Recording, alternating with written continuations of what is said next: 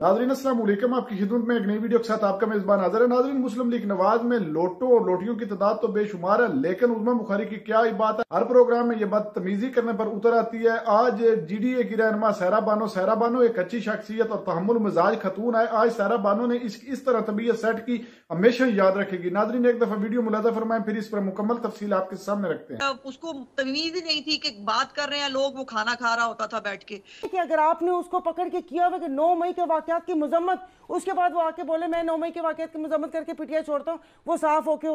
एक मीम चला था कि US की अमेरिका की गुलामी नहीं, वीज़ा चाहिए। एक ऐसे मीम चला था। मतलब हमारे जो निगरान वज़ीर आज़म मोइन कुरैशी कहाँ से आए थे, शौकत अजीज़ कहाँ से आए थे, या तो फिर मैं कहती हूँ जो पिछला जो भी जितना भी यूट्यूब या इनके ऊपर मवाद है उसको डिलीट कर देना चाहिए। से तो उसने आजादी लेनी थी ना, वो तो हमको ही गुलाम कहता था ना। उसने तो कहा नहीं, मैं अपनी बात कर रही हूँ, मैं बिल्कुल भी PTI को रिप्रेजेंट नहीं कर रही, मैं अपनी बात कर रही हूँ कि मैं तो अमेरिका की बात कर रही हूँ कि हमारे तो निगरान वजीर आजम भी वहाँ से इम्पोर्ट होकर आए थे, मोइन कुरैशी साहब गए, शौकत अभी दोबारा भी वहाँ से भी वो ना आ जाए। तो बाकी सारी चीज़ है वो बस अब क्या कि ये नेक्सस नहीं है PTI का और इजराइल का। नहीं, देखिए अगर अभी फिर कल सेनेटर मुश्ताक अहमद साहब का प्रोग्राम था हामिद मीर के साथ, उसमें फिर था कि कौन कारोबार कर रहा है उधर, कौन नहीं कर रहा। मैं यही कह रही हूँ ना कि कुफर और गद्दारी के फतवे लगाना तो बहुत मतलब। क्या आसमा हदीद ने आज जो MNA है PTI की, क्या उन्होंने असेंबली के अंदर तकरीर नहीं की इसराइल की हमायत में? क्या पाकिस्तान की हिस्ट्री में एक वफद हुकूमत के अंदर जो है मेरी आगे बात रहेगी। और फिर दूसरा आपने कहा कि बहुत ज्यादा मतलब वो हुए, बिल्कुल हम उसकी मजम्मत करते हैं, लेकिन किसी ये गवर्नमेंट में बैठे में ये किसी एक को सजा तो दे दें। ये कैसी बात है कि अगर जिन्होंने प्लानिंग भी की है, जिनकी फोन कॉल्स भी हैं, वो एक कॉन्फ्रेंस करके, ये ऐसी बातें नहीं। आपने सिर्फ इस वक्त जो बात है मुझे समझ नहीं आ रही, अवाम पिस रही है, हम इधर उधर की बातों में कर रहे हैं। जो है ये गवर्नमेंट को करने दीजिए और किसी एक को सजा मिल जाए। ये नहीं है कि अगर आपने उसको पकड़ के किया हुआ कि 9 मई के वाकयात की मजम्मत, उसके बाद वो आके बोले मैं 9 मई के वाकयात की मजम्मत करके पिटिया छोड़ता हूँ, वो साफ होके वो कहीं भी मतलब इस तरह वो हो जाए, ऐसे थोड़ी वो होता है। एक और चीज ऐड करते हैं, एक साल चंद माह कबल जब शहबाज शरीफ वज़ीर आज़म बने तो तहरीक इंसाफ ने कौमी असम्बली से इस्तीफे देने का फैसला किया। बहुत से लोगों का ख्याल था ये ठीक फैसला नहीं है, हमने भी इसके ऊपर ट्वीट की थी, लेकिन बहरहाल ये उनका अपना फैसला था। राजा रियाज अपोजिशन लीडर बने, लेकिन वो अपोजिशन की आवाज़ कम और हुकूमत की आवाज़ ज़्यादा साबित हुए।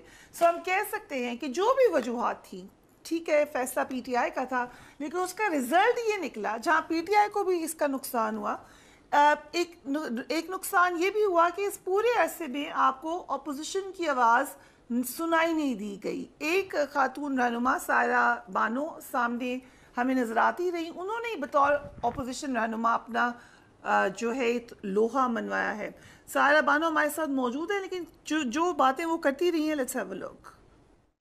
मैं अभी अफ्तार बनाकर आई थी, दागी फलों से तो कोई फ्रूट चाट भी नहीं बनाता, इन्होंने हुकूमत बना दी। ये वन मैन शो क्या ये सिर्फ अदलिया की हद तक होगा या इसका इतलाक बाकी इदारों पर भी होगा? मुईशत तो तबाह कर दी, अब हाथ धोकर इदारों के पीछे पड़ गए। वो कहते हैं ना कि जब अपने पाँव जले तो फिर इदारों के ऊपर आ गए। कि ये जो ईवान है ये अवाम का ईवान है या इनके मसाइल हल करने की जगह है? ये बहुत साल पहले कहा था हम इधर तुम उधर, और आज कह रहे हैं या हम या तुम। यहाँ पर असेंबली ही पूरी नहीं है तो कानून साजी कैसे होगी? इस कटी फटी लुटी फुटी असेंबली से आप ये कानून साजी करेंगे? इनको ये बताना चाहती हूँ कि जितना तुम लोगों के पास टोटल दिमाग है, इतना तो मेरा खराब रहता है। PTI की बात आप कर रहे हैं कि यहाँ पर बैठे लोग कहते हैं कि वो लाए गए हैं, तो ले आओ ना उनको जो लेकर आए हैं, क्यों छोड़ा हुआ है उनको? सूबाई मैटर है तो यहाँ जो वजारतें हैं वो अम्ब लेने आई हैं। मुझे थोड़ा टाइम दीजिएगा, क्योंकि हो सकता है ये मेरी आखिरी स्पीच हो। अगली दफा या किस्मत या नसीब, और आराम से घर में ही रहूं मैं। जरूरी है मैंने चित्राली साहब से दुआ पढ़वानी है। ओवरऑल आप कैसे देखती हैं इस असेंबली के टेन्योर को सायरा साहिबा? बहुत अफसोस होता है ये सारा कुछ देखकर। तो आसपास लोग थे खान साहब के साथ, वो चाहते ही नहीं थे। अब मुझे नहीं पता कि वो डेपुटेशन पर आए हुए थे या उनके दिमाग में क्या चल रहा था, तो वो सब कुछ ऐसा ही हुआ। फिर आपने देख भी लिया कि वो थोड़ी सी भी सख्ती बर्दाश्त ना कर सके और फिर माफ़ी तलाफ़ी होकर वो इधर से उधर हो गए। तो लेकिन ये कि होना नहीं चाहिए। अभी जो साल हुआ है इसमें तो मतलब ऐसे लग रहा है कि ठोस और धांधली से सब कुछ हो रहा है। आपकी असेंबली नहीं है, आपका कोरम पूरा नहीं है, लेकिन आप बिल पे बिल पास करवाए जा रहे हैं। जैसे कि आपने कहा कि उसमें आवाम का कौन सा बिल था, आपने नैब के पहले पंजे दांत वांत सब वो किए, और उससे पहले मुझे नहीं पता कि वो जिक्र क्यों नहीं होता है कि जो अभी जो नैब के चेयरमैन है उनसे पहले उन्होंने रिज़ाइन दिया और कहा कि मैं ये दबाव बर्दाश्त नहीं कर सकता। इलेक्शन कमीशन जो है इसको हम गोद में बिठाकर क्यों बैठे हुए हैं? सबसे पहले भी उनकी गलती थी जब इन्होंने 18वीं तरमीम बनाई, तो क्या उस वक्त ये नहीं पता था कि जब आप सूबों को इख्तियारात दे रहे हैं तो ये असेंबली पहले भी डिज़ोल्व हो सकती हैं? और जैसे इन्होंने कहा कि उन्होंने अपनी हठ धर्मी की वजह से असेंबली तोड़ी, हठ धर्मी का आपके पास होंगे बयानात कि उन्होंने कहा था कि आप वो असेंबली तोड़ें, हम ये असेंबली तोड़ते हैं, राना सनाउल्लाह साहब ने कहा था। और उस वक्त भी मैंने ये कहा था, जब ज़ाहिर अब हमसे भी पूछ रहे थे सब सवाल वगैरह, तो यही कहा था कि ये कैसे होंगे, किसी के कान पे जूं तक ना रहेंगी, और उसके बाद सांप गुजर गया और उसके बाद हम उस लकीर को पीटने में लगे हुए। इलेक्शन को मानेगा कौन? माने कि अवाम का, आप अपने मुल्क कौम का पैसा ही ज़ाया कर रहे हैं। इस इलेक्शन को कोई भी नहीं, आप शफाफ अव्वल तो कभी हुए ही नहीं हमारे पाकिस्तान में इलेक्शन। तो मुझे तो ये डर है कि ये जो सब आपस में इतनी मोहब्बत से बैठे हुए ये दस्तों गरेबाना हो जाए। So I am sure Azma Bukhari साहब, बाबा खबरें आ रही हैं, बहुत सारे लोग ये चाहते हैं। मौलाना फजल रहमान के हवाले से भी यही खबर आई कि इस अलायंस में बहुत सारे लोग ऐसे हैं जो PMLN को कहते हैं। Is that true?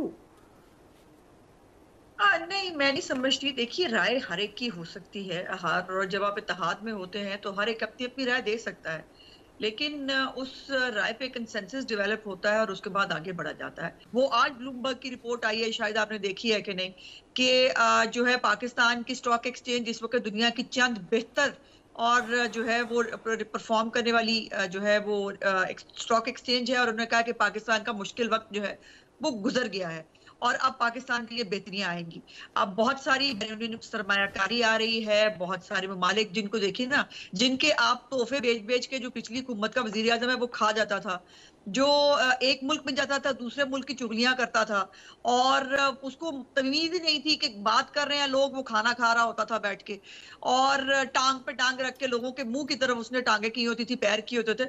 तो ये जिस शख्स को मैनर्स ही नहीं थे, जिसको पकड़ के बिठा दिया। आज जो PTI के, जिनको बहुत PTI का बहुत ख्याल आता है, PTI ऐसे ही बनी थी।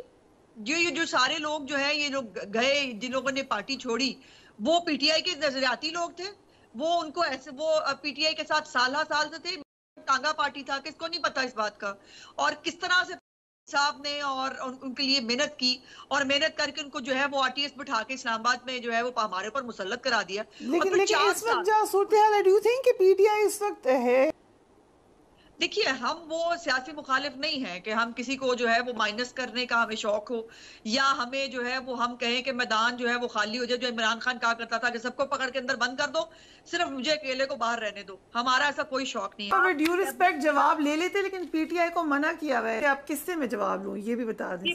मैं टॉक शोज के जवाब की बात नहीं कर रही प्रिया, मैं कानून के जवाब की बात कर रही हूँ। और अभी जो आपने इंट्रो करते हुए भी कहा कि जी वो चीफ जस्टिस के इख्तियारात को जो है वो कम कर दिया गया है, माजरत के साथ, बराए मेहरबानी जरा प्रोसीजर जो प्रैक्टिस एंड प्रोसीजर एक्ट है उसको एक दफा पढ़ लीजिएगा। उसके अंदर डेमोक्रेसी लाई गई है, जो हम नहीं कह रहे, वहां पर सुप्रीम कोर्ट के अंदर बैठे हुए जजेस कह रहे हैं। और ये जो मैं खुद वकील हूँ, ये एक बड़ी लंबी डिमांड थी हमेशा से बार की और बेंचेस की भी। अच्छा, अगर आपने चीफ जस्टिस ऑफ पाकिस्तान की जो है वो सुना हो, उनके एक पिछली समाअत के अंदर, तो उन्होंने कहा बहुत अच्छी चीजें भी हैं, 184(3) को रेगुलेट किया है, बहुत अच्छी बात है, लेकिन उन्होंने उसके ऊपर स्टे दे दिया है वो। और फिर जो है वो जो मुदाखलत हो रही है, अब ये सास के कहने पर, बहू के कहने पर, ये कहानी घर घर की तो है नहीं, ये तो सुप्रीम कोर्ट ऑफ पाकिस्तान है ना, जिसने सुप्रीम कोर्ट ऑफ पाकिस्तान की तरह चलना है। ये नहीं हो सकता कि सास के कहने पर, बहू के कहने पर जो है वो फैसले होंगे। जो डेमोक्रेसी की कमी है, देखिए, अगर चीफ जस्टिस ऑफ पाकिस्तान बैठ के कहते हैं कि पूरी वजीर आजम और कैबिनेट जो है वो फैसलों पे जो है वो अमल दरामद करने की पाबंद होगी और उसके फैसले माने जाएंगे, तो यहाँ पर जो है तीन सीनियर जजेस जो हैं वो बैठकर 184(3) का जो है वो फैसला करेंगे, उसकी बेंच कैसे बनेगा वो देखेंगे। इसमें गलत किया है, इसमें किसके इख्तियारात को कम किया है। राइट। तो फिर आपको एक डिक्टेटर चाहिए चीफ जस्टिस ऑफ पाकिस्तान की शक्ल में, तो वो एक और बात है। और अगर आपको चीजों से पाकिस्तान की शक्ल में एक इदारे का एक डेमोक्रेटिक सरबराह चाहिए, जो खुद इदारे के अंदर से लोग कह रहे हैं, मेरे कहने की तो कोई अहमियत नहीं है, मैं कहती भी रहूं, बहुत साल से कह रहे थे, उसकी अहमियत नहीं है। अब इदारे के अंदर से आवाजें आनी शुरू हुई, फिर फैसलों के अंदर लिखना शुरू किया, फिर डिसेंट नोट्स जो आए हैं, कभी पाकिस्तान की तारीख में ऐसे डिसेंट नोट्स पढ़े हैं आपने? कभी आपने ये कहा, जज ये कहते हो कि हमें पूछा ही नहीं गया और फैसला लिख दिया गया। लोग कह रहे हैं हमने किया, फैसला जो है वो हमें निकाल के फैसला कर दिया गया। ये कहाँ होता है भाई? आइन की नई तशरीह कर रहे हैं आप, बैठ के नया आइन लिख रहे हैं आप, आपको तशरीह करने के लिए बताया था। तो ये ऐसे नहीं था, ये स्वीपिंग स्टेटमेंट की बजाय अगर प्रैक्टिस एंड प्रोसीजर एक्ट जो है उसके ऊपर अगेन हमारे पास कोई रिप्रेजेंटेटिव नहीं है सुप्रीम कोर्ट का इस वक्त, लेकिन आपका पॉइंट बिल्कुल सामने आ गया है साहब बानो साहब। अभी जब ये सब बातें चल रही हैं, ये अज़मा साहिबा ने भी कहा और असेंबली में भी ये सारी बातें सुनी है, और जो लास्ट आपने चलाया उसमें मैंने यही बोला था कि आप लोगों की जो बातें सर आंखों पर ज़ाहिर है, कुछ हकीकत तो ज़ाहिर है इसमें होगी, तो फिर इसका क्या मतलब अगले 4 साल तक यही सुनते रहेंगे। वो अल-कादिर ट्रस्ट का लेकर आ जाए ना, वो कभी नहीं आएगा, इसलिए को उसमें मलिक रियाज साहब है, मलिक रियाज साहब के साथ 4 नाम और हैं। जब तक बीच की कड़ी मिसिंग होगी वो पूरा चेन ही नहीं मिलेगी। तो इस वक्त हमारा फोकस जो होना चाहिए, जो लोग खुदकुशी कर रहे हैं, जो आटा कराची में एकदम से 30 रुपये बढ़ गया, रोटी 2 वक्त खाने की नहीं है, डीजल की कीमत में इजाफा हो गया, और मुझे बताएं एक V8 वाला भी 282 का पेट्रोल डलवा रहा है और एक रिक्शे वाला भी वही चला रहा है। मेरे कराची में हमारा 44 रुपीज़ का पर यूनिट है। वो डिफेंस 1000 गज बंगले वाला भी 44 रुपये यूनिट इस्तेमाल कर रहे हैं, और जो कहीं जाके औरंगी टाउन के कोई वो एक खोली में रह रहे हैं वो भी 44 रुपये यूनिट दे रहे हैं। तो अल्लाह के वास्ते ये आपस की लड़ाइयाँ सब, मैं कहती हूँ आप यकीन नहीं करें, किसी पार्टी के साइड पे नहीं करें कि जिसने मुल्क का ये हाल किया, जो इसमें खुदा ताला इस दुनिया में भी दिखा दे और नेस्तो नाबूद हों वो लोग, लेकिन इस 25 करोड़ आवाम का क्या कसूर, आप मुझे बताएं। नाज़रीन, आपने वीडियो मुलाज़ा फरमाई है। नाज़रीन, मुस्लिम लीग नवाज के जितने भी रहनुमा हैं, इनको सिर्फ एक ही तकलीफ है, पीटीआई। इसके अलावा इनके अंदर ना कोई बात थी, ना कोई है और ना आगे होगी।